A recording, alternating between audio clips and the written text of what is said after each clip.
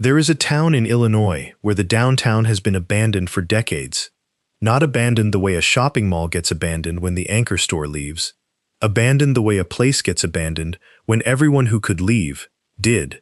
And what's left behind is 1,700 people living inside the bones of a city that once held 15,000, surrounded by buildings the city cannot afford to demolish and does not have the population to fill.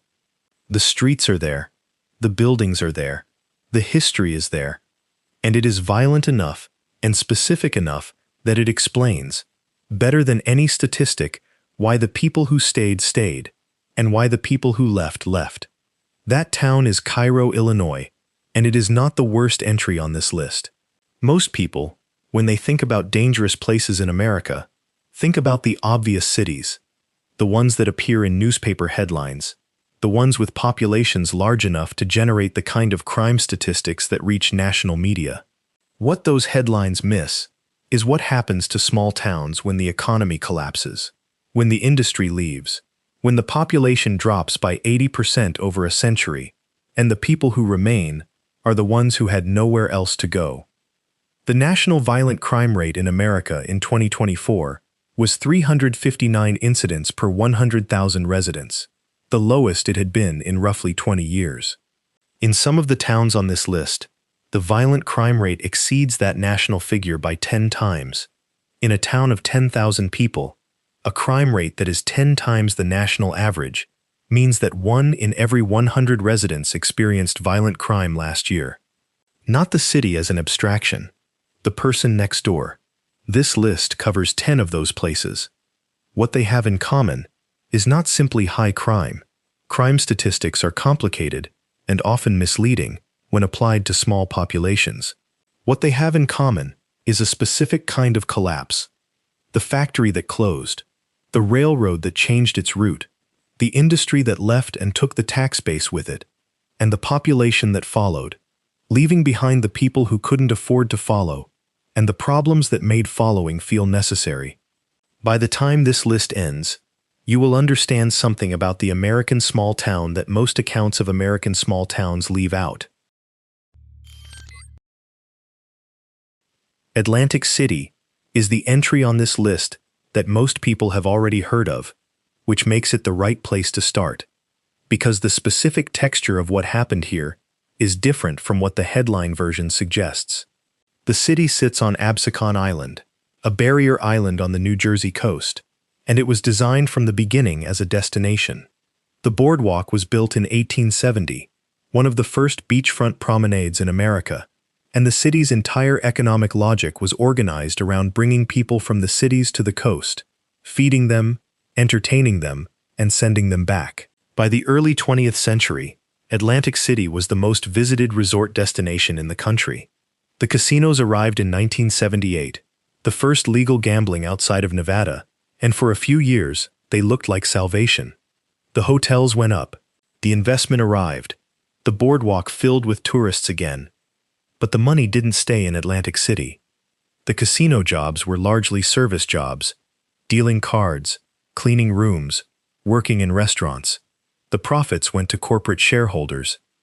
The tax revenue went into a municipal budget that was structurally unable to maintain the infrastructure of a city built for millions of visitors while actually housing a permanent population of around 37,000 people. The gap between what the city needed and what it could afford widened every year, and the arrival of casino gambling in neighboring states, Pennsylvania in 2006, Delaware, New York, removed the regional monopoly that had made Atlantic City casinos profitable. Between 2014 and 2016, 5 of Atlantic City's 12 casinos closed. The Trump Taj Mahal, the Atlantic Club, the Showboat, the Revel, names that had defined the city's identity, went dark within 2 years. The resulting job losses hit a permanent population that had been economically dependent on the casino industry for a generation. Poverty rates climbed. Violent crime climbed. Atlantic City has consistently ranked in the top 3 for robbery rate among small U.S. cities. The poverty rate among permanent residents runs at approximately 30%. In a city where the boardwalk is full of tourists on summer weekends, The contrast between the visitor economy and the permanent residential reality is one of the starker economic juxtapositions in the country. The specific geography of Atlantic City concentrates this contrast. The boardwalk and the casino corridor are heavily policed and relatively safe. The residential neighborhoods running parallel to the tourist district, a few blocks inland, operate under conditions that most visitors never see. The crime statistics that place Atlantic City among the most dangerous small cities in America are generated primarily in those residential areas, not on the boardwalk. The casinos are still there, fewer of them, differently owned, fighting for market share against competitors in states that didn't exist as gambling destinations 20 years ago. The boardwalk is still there. The tourist economy is still there, in a diminished form. The permanent residents are still there too, living in a city that was built for visitors and is struggling to figure out how to function for the people who actually live in it. McKeesport sits at the confluence of the Youghiogheny and Monongahela rivers in Allegheny County, about 14 miles southeast of Pittsburgh. It has a population of approximately 17,700 people. Its total crime rate is approximately 4,291 incidents per 100,000 residents, meaning residents have roughly a 1 in 24 chance of being the victim of any crime in a given year. To understand what happened to McKeesport, you need to understand what McKeesport was. At its peak in the 1940s and 1950s, McKeesport was a working industrial city with a clear identity and a functioning economy. The National Tube Works, operated by United States Steel, was the largest seamless pipe manufacturer in the world, and it was in McKeesport. The mill employed thousands of workers directly and supported hundreds of businesses indirectly: the restaurants, the shops, the bars, the schools, the entire civic infrastructure of a city, organized around the reality that there was steady, well-paid work available, and the people doing that work had money to spend. The Monongahela Valley's steel industry began its decline in the late 1970s, accelerated through the 1980s, and effectively ended the economic basis of dozens of communities along the river corridor. In McKeesport, the National Tube Works closed in 1987. The ripple effects were not metaphorical. When the mill closed, the restaurants that fed the mill workers closed. The shops that sold to those workers closed. The tax base that funded the city's schools and services shrank. The population began to leave. First the young and mobile, then their families, then whoever could afford to follow. The median household income in McKeesport today is approximately $26,200. The city's housing stock, much of it built in the early 20th century for mill workers, is old, poorly maintained by the standards of cities with functioning tax bases, and marked by the kind of visible disinvestment that accompanies generational poverty. Vacant houses and vacant lots are common. What makes McKeesport different from a simple economic decline story is the violence that follows concentrated poverty. With a 1 in 24 victimization rate for all crimes and a violent crime rate significantly above the national average, the daily experience of living in McKeesport carries a level of risk that would be considered exceptional in most American communities. The Monongahela River still runs past the city. The site where the National Tube Works stood is a brownfield, a contaminated former industrial site that nobody has found a way to repurpose. Where the mill is gone, the jobs are gone, the tax base that made the city work is gone. The people are still there. Most of them had no better option than to stay. Darby is a borough in Delaware County, Pennsylvania, approximately 5 miles southwest of Philadelphia. Its population is approximately 10,600. In 2021, it reported 152 murders. That number, 152 homicides in a borough of 10,600 people, produces a murder rate that would place Darby among the most violent jurisdictions in the world in that year, not just America. For context, Honduras, which had one of the highest national homicide rates in the world in 2021, recorded approximately 38 murders per 100,000 residents that year. Darby's 2021 numbers, if accurate and directly comparable, would exceed that figure by a significant margin. The caveat on the comparison is that crime reporting methodologies, jurisdictional boundaries, and the specific circumstances of any single year's data can produce anomalous figures that don't reflect long-term trends. Darby has historically had high crime rates by Pennsylvania standards, driven by poverty, proximity to Philadelphia's criminal networks, and the economic decline that has affected most small industrial communities in the Philadelphia metropolitan area. What is not in dispute is the daily reality for Darby residents. The borough has a property crime rate of approximately 46.25 per 1,000 residents, and when combined with violent crime, residents face roughly a 1 in 22 chance of being victimized in any given year. The median income in Darby is low enough that the borough functions, in practical terms, as one of Philadelphia's economically distressed satellite communities, close enough to the city to share its crime and poverty dynamics, small enough that those dynamics are concentrated in a way that makes them inescapable for the people who live there. Darby is not a dramatic story of industrial collapse like McKeesport, or a dramatic story of racial violence like Cairo, or a dramatic story of casino gambling like Atlantic City. It is something less dramatic and in some ways harder to explain. A small borough that never had much, that is close enough to a major city to absorb its most difficult problems, and that's small enough that those problems are visible on every block. The property crime rate places Darby in the bottom 10% of communities nationally. The violent crime rate is consistently above both state and national averages.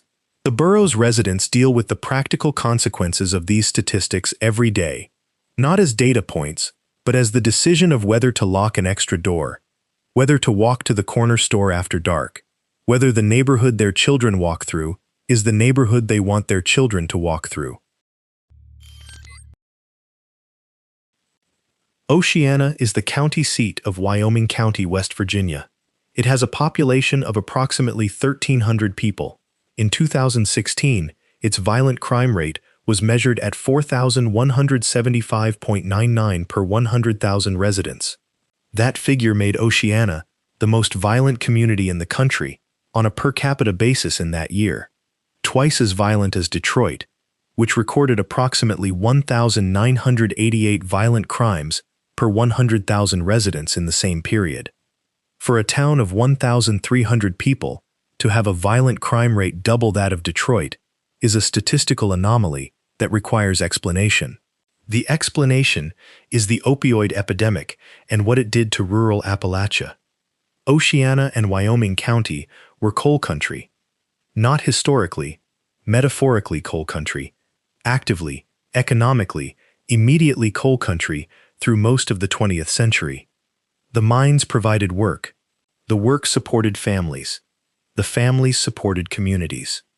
Wyoming County had a functioning economy organized around coal extraction, and that economy functioned as long as the demand for coal and the economics of extraction made the work viable. The mines began closing in the 1980s and 1990s as cheaper coal from strip mining operations elsewhere undercut underground mining, and as natural gas and other energy sources began displacing coal in the national energy mix. The job losses were severe and concentrated, not spread across a diverse economy where workers might find alternative employment, but concentrated in a single industry in a region where that industry was essentially the only option. Into the resulting economic void, in the late 1990s and 2000s, came OxyContin and the broader opioid pharmaceutical epidemic. Purdue Pharma and other manufacturers promoted opioid painkillers to physicians in rural areas with high concentrations of physical labor workers, people who had spent decades doing work that damaged their bodies and who had legitimate chronic pain conditions. The prescribing rates in Appalachian communities became among the highest in the country. The resulting addiction, when the prescriptions ran out or became expensive, drove users to cheaper alternatives: heroin, fentanyl, and the street drug economy that supplies them. The relationship between opioid addiction, economic desperation, and violent crime is direct and documented. People in active addiction commit property crimes to fund their addiction. The street drug economy generates violence through territorial disputes. Communities where addiction rates are high and economic opportunities are low experience the combination of these dynamics at a scale that small police departments, with limited resources, struggle to address. Oceana's violent crime rate of 4,175 per 100,000 in 2016 represents the specific outcome of those dynamics in one small West Virginia town. The coal job's gone. The opioids arrived. The violence followed. Wellston is a city in Jackson County, Ohio, with a population of approximately 5,500 people. It sits in the southeastern part of Ohio, in the region known as Appalachian Ohio, the part of the state that shares the economic and cultural characteristics of neighboring West Virginia and Kentucky, rather than the more prosperous urban and suburban communities of central and northern Ohio.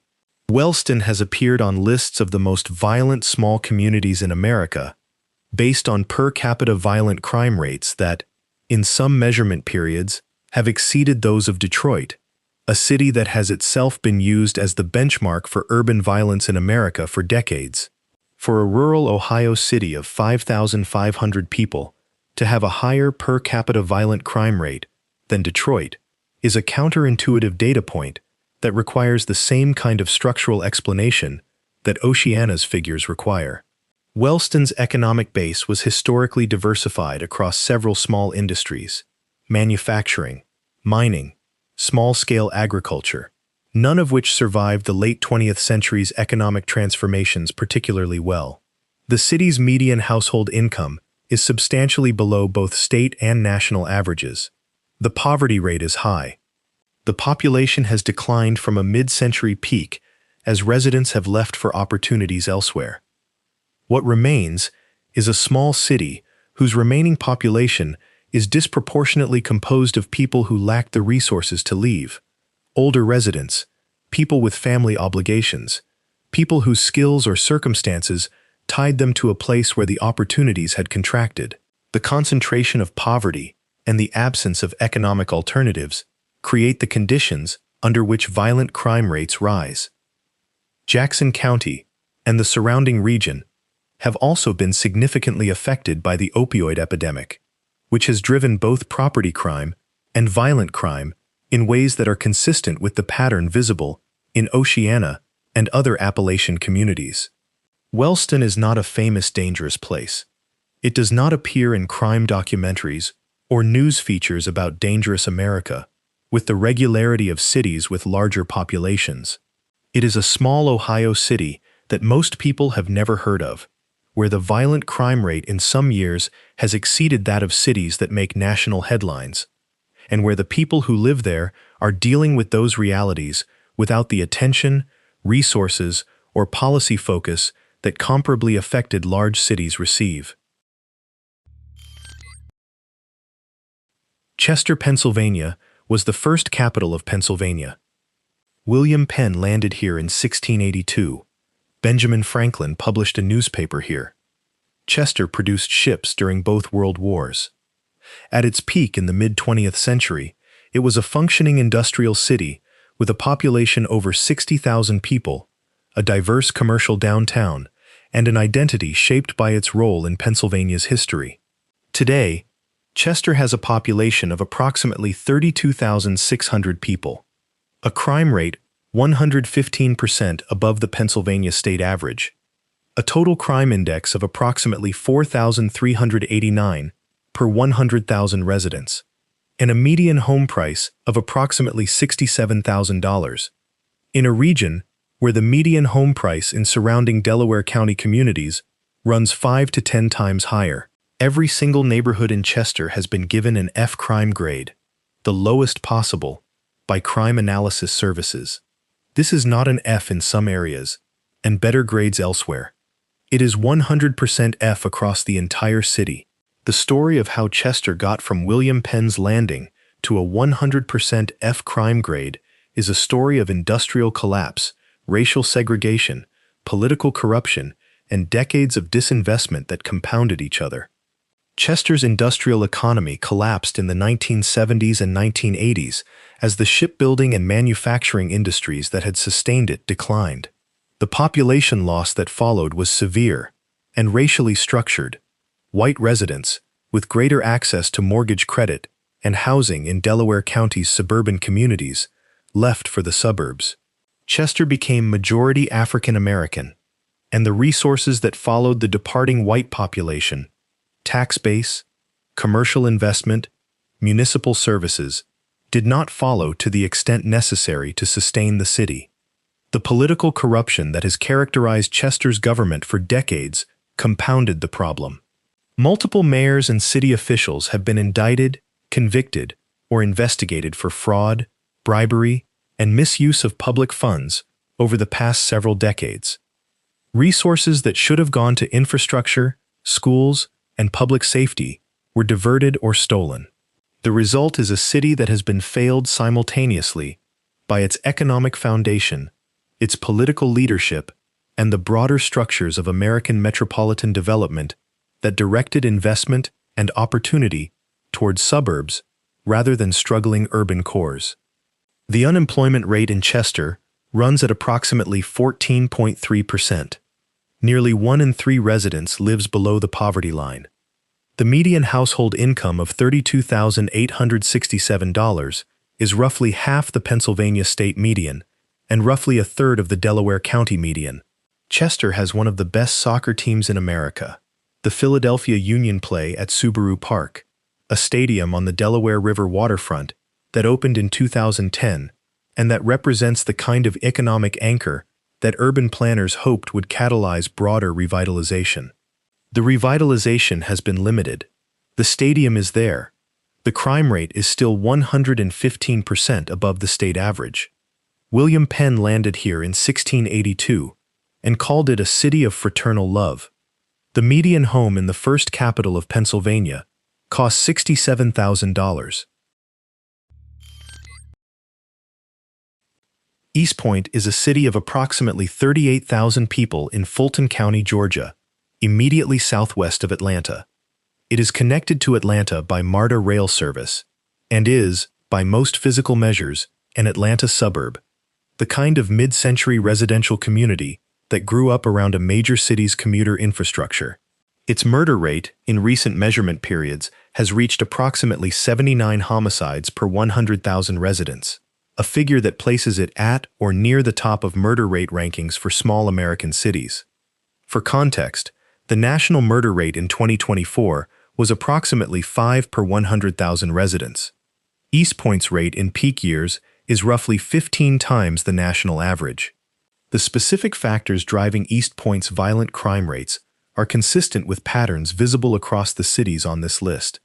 High poverty concentration, proximity to a major city's criminal networks, inadequate resources for law enforcement and social services, and a housing stock that reflects decades of disinvestment. East Point was designated as a historic district in Georgia, with its downtown area containing commercial buildings from the early 20th century that once served a prosperous suburban community.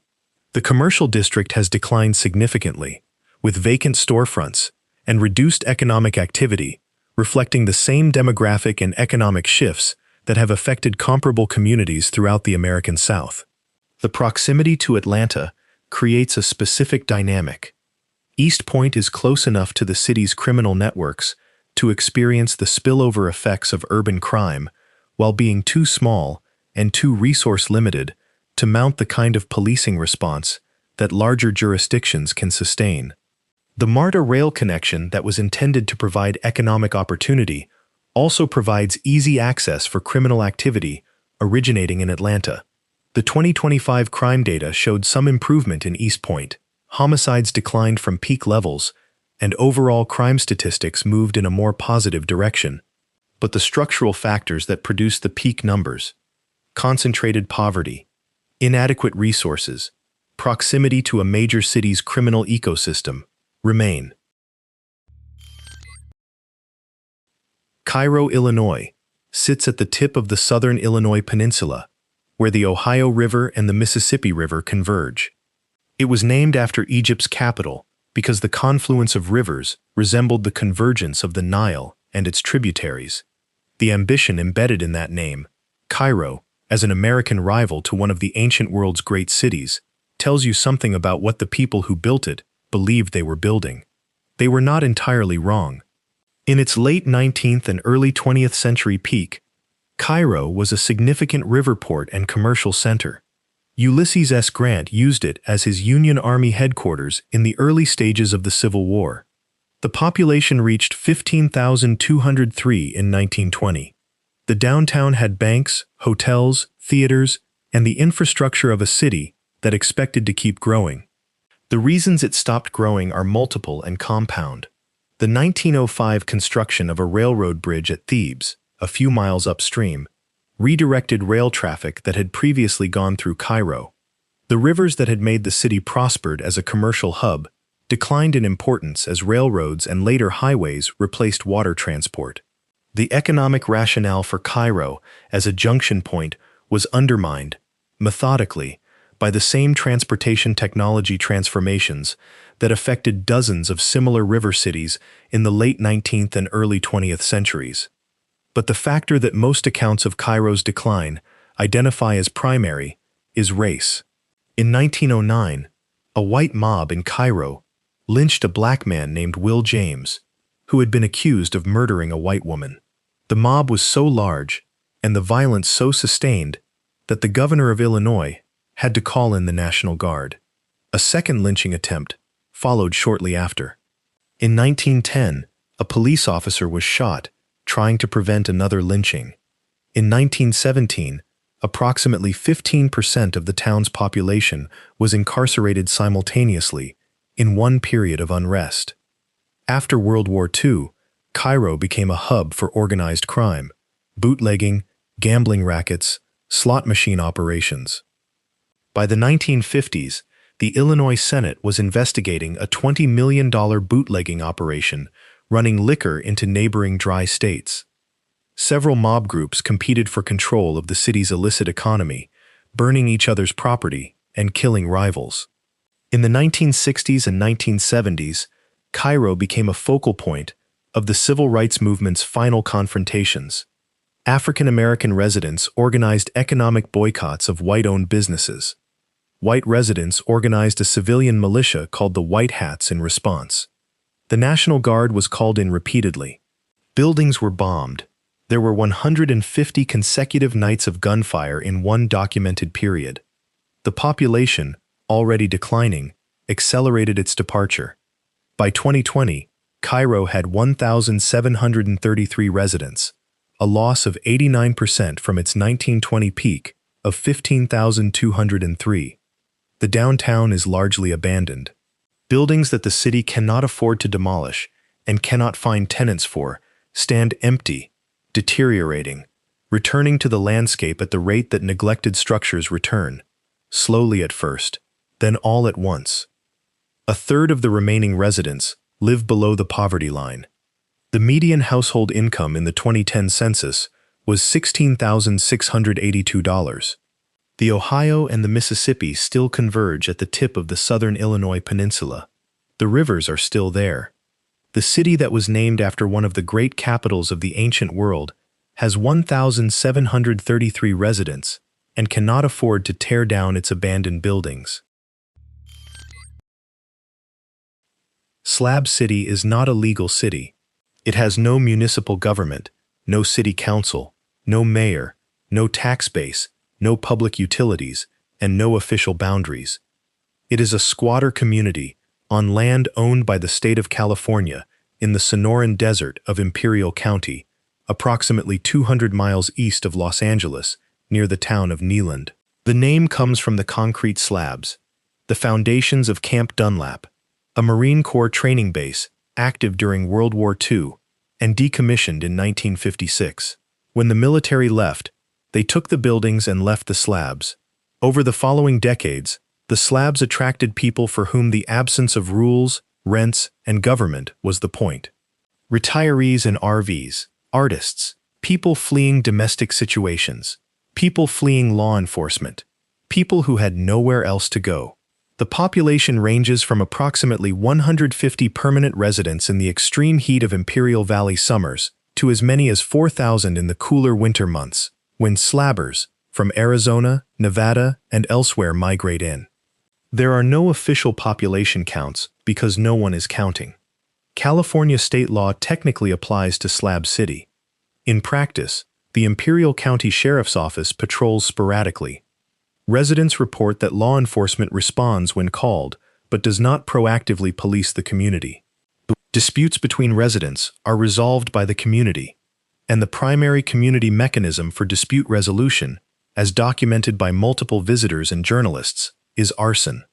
If someone angers the community enough, their home is burned down. Slab City has been documented as having one of the highest arson rates of any community in the United States. Arson is not a metaphorical community sanction here. It is a literal one. A filmmaker who spent 2 weeks in the community described the mechanism directly. If you do something to anger the community, they'll burn your house down. In 2021, Slab City became associated with the unresolved murder of a 21-year-old named Poe Delwyn Black, whose death brought national attention to the community and its relationship with law enforcement. The case remained unresolved. Drug use is described by residents as common and concentrated in specific areas of the settlement. The population includes a documented proportion of people with criminal histories, including December 2019, when 4 federal fugitives were apprehended in Slab City as part of an operation called Valley Grinch. The community is described as a perfect hideout for people who need to disappear. And yet Slab City has something that no other entry on this list has. People who want to be there. The Salvation Mountain, a large folk art installation built over decades by a man named Leonard Knight, using donated paint and prayer, is one of the most distinctive pieces of outsider art in America and attracts visitors from across the country. Slab City has a functioning music venue, The Range, where nightly performances by resident musicians create a cultural life that is, by most accounts, genuinely compelling. Artists live here and make things here, and find the absence of rules more liberating than terrifying. The people who came to Slab City to escape mainstream America found it. What they also found was that when you remove all external authority, authority doesn't disappear. It becomes local, informal, and enforced by fire. Slab City calls itself America's last free place. It has the highest arson rate of any community in the country. Both of those things are true simultaneously. East St. Louis, Illinois, sits directly across the Mississippi River from St. Louis, Missouri, connected to the larger city by bridges that cross the water and do not, in any economically meaningful sense, connect the two places. St. Louis is a mid-sized American city with recognizable landmarks, a functioning downtown, a Major League Baseball team, an art museum, and the kind of civic infrastructure that comes with being the former 4th largest city in America. East St. Louis is a separate municipality in a separate state with a population of approximately 17,500 people, a violent crime rate that has placed it at or near the top of national rankings for most of the past several decades, and a per capita income that makes it one of the poorest cities of its size in the country. The peak population of East St. Louis was approximately 82,000 people in 1950. The 2020 census recorded 17,500. That is a loss of roughly 79% of the peak population over 70 years, a demographic collapse that is among the most severe of any mid-sized American city, and that exceeds Cairo's percentage decline over a comparable period. The reasons for the collapse are familiar from other entries on this list, concentrated more severely. The industrial base, meatpacking, aluminum processing, chemical manufacturing, collapsed in the 1950s through 1970s. White flight accelerated as the African American population grew, and as suburban development in neighboring Illinois communities provided an exit for residents with the resources to take it. The tax base followed the departing residents, leaving the city structurally unable to maintain services for the population that remained. The Illinois State Police were called in to assist East St. Louis Police in the 1990s because the city's own department was unable to function adequately. In some periods, the city has operated without sufficient funds to pay its police officers regularly. The fire department has, in documented instances, lacked the equipment to fight fires effectively.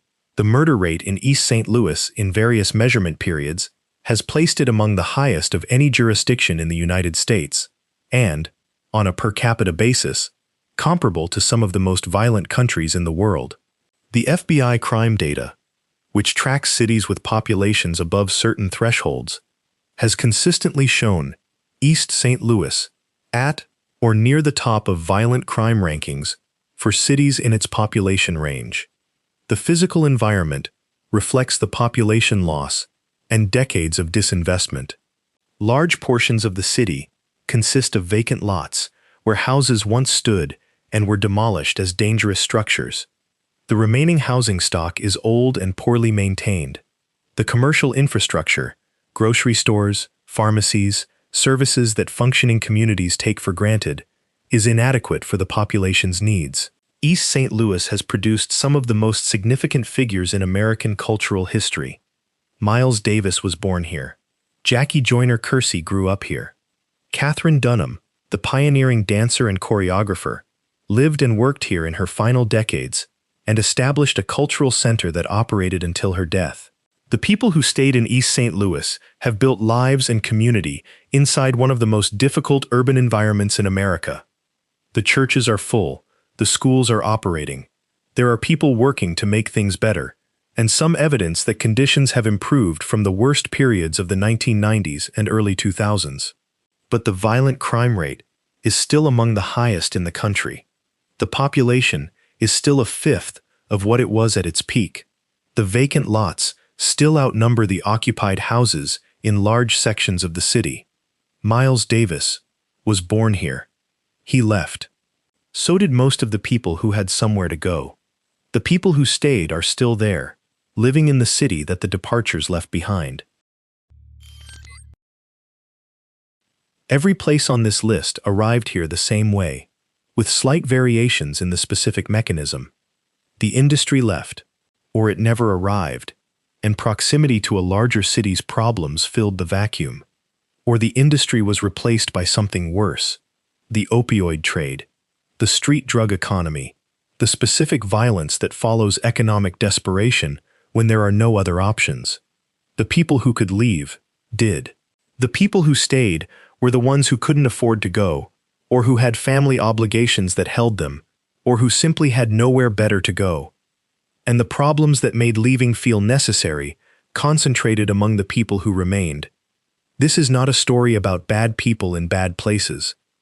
It is a story about what happens to a place when its economic reason for existing disappears, and what happens to the people left inside that place when the support systems that were supposed to catch them failed to hold.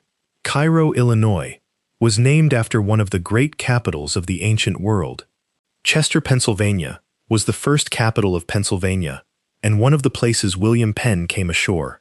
McKeesport once housed the largest seamless pipe manufacturer in the world. East St. Louis was where Miles Davis was born. These places were not always what they are now. They became what they are through specific decisions, by corporations that moved production overseas, by governments that prioritized suburban development over urban maintenance, by the pharmaceutical companies that flooded Appalachian communities with opioids, by the policy choices that defunded the institutions that might have caught people before they fell. The people living in these towns did not make those decisions. They are living with the consequences. Subscribe for more of the America that the highway signs don't mention. New videos every Monday, Wednesday, and Friday.